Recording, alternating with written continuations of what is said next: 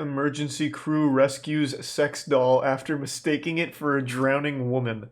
Can't look at that on stream, but I'm gonna look at that over here right now. It was reported by a YouTuber, Natsuki Tanaka, who believed she was witnessing a real-life rescue. While filming a fishing video, I thought a dead body floating in the water had washed up, but it was a blow-up doll. I don't think I can show this on stream, but if this is how they rescue people, they need to work on their procedure. To paint you a picture, the rescue crew is lifting up the body with a rope. It's literally, they have her in a noose. And they're lifting it out of the water. And I guess at this point they still believed it was a person. That has to be the most counterintuitive way of rescuing somebody. They thought it was a dead person? Yeah, but even still, like, it doesn't take a whole lot to realize that dead bodies decompose. They could have just ripped the fucking head off of that thing. So even if it was a dead body, that is an extremely inefficient way of getting it out of the water. You should look at the video of the granny that got airlifted if you want another great rescue. That one is a timeless classic. I do like that one a lot. She survives, so this one's got a happy ending, and she was totally fine, but yeah, this one is great. This is one of the better rescues I've seen. They had her wound up like a fucking Beyblade.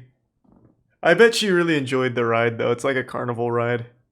Yeah, it's only just begun. She hasn't reached the G-forces that will kill you, but she gets close.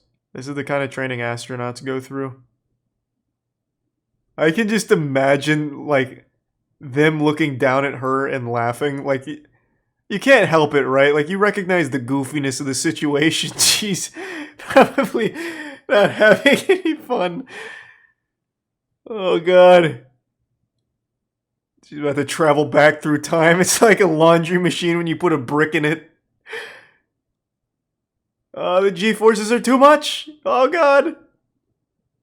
Yeah, they just fly away in shame. They never actually get her on board, I don't think.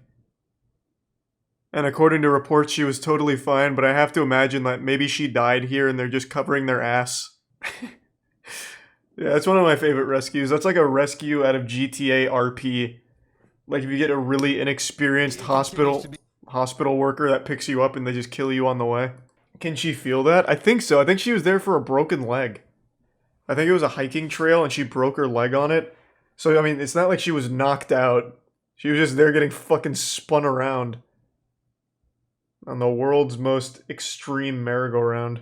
You should play the video with newscaster audio. Is there a video with newscaster audio? I don't think I've ever heard it. Efforts to rescue an injured hiker in Arizona took a dramatic turn. That's a key word on Tuesday. A spokesman for the Phoenix Fire Department said a 75-year-old woman was being airlifted when the basket carrying her began to spin out of control.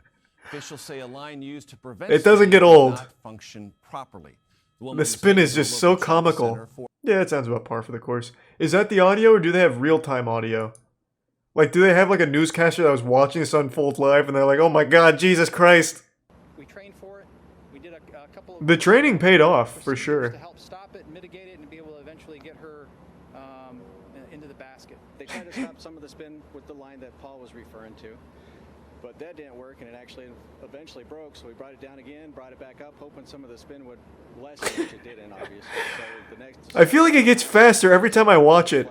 I imagine it's going so fast that it started to throw off the helicopter's balance. It's like matching the speed of the blades. She sued for $2 million and won. 74-year-old woman files $2 million claim. Hey, good for her.